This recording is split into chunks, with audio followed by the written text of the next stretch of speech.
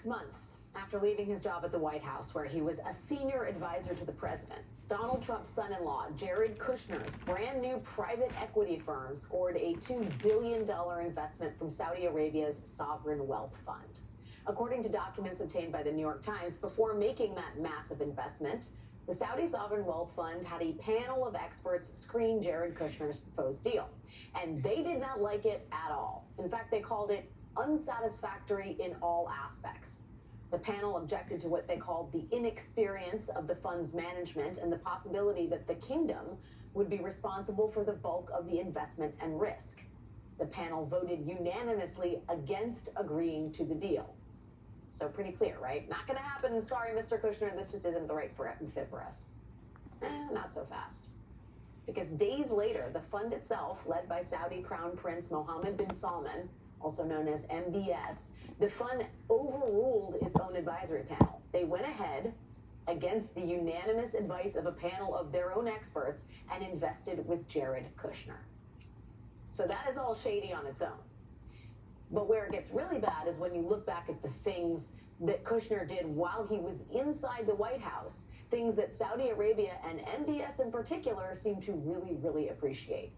Very early on in Trump's administration, in March of 2017, Kushner helped arrange a White House visit for MBS that treated the Crown Prince as if he was a head of state, well before he actually was. It was a significant breach of diplomatic protocol, and it was an even bigger deal given the internal struggle about who would be Saudi Arabia's next leader.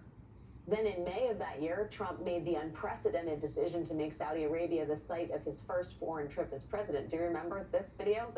The Egyptian president and the Saudi king and Donald Trump all weirdly touching that strange glowing orb. In his memoir, Kushner claims that that trip was his idea and that he had to fight Secretary of State Rex Tillerson over it, which, in retrospect makes sense.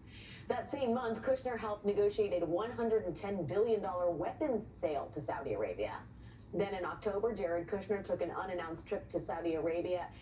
Here, he reportedly stayed up until nearly 4 a.m. with the Crown Prince, and he stayed up till 4 a.m. on multiple nights, swapping stories and planning some sort of strategy.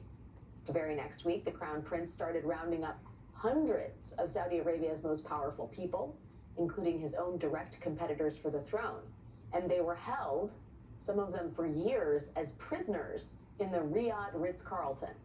Now, as nice as being trapped in a Ritz may sound at first, associates of many of those detained at the Ritz said that they were subjected to torture during their hotel imprisonment. But that does not appear to have changed Mr. Kushner's view of the Crown Prince. No.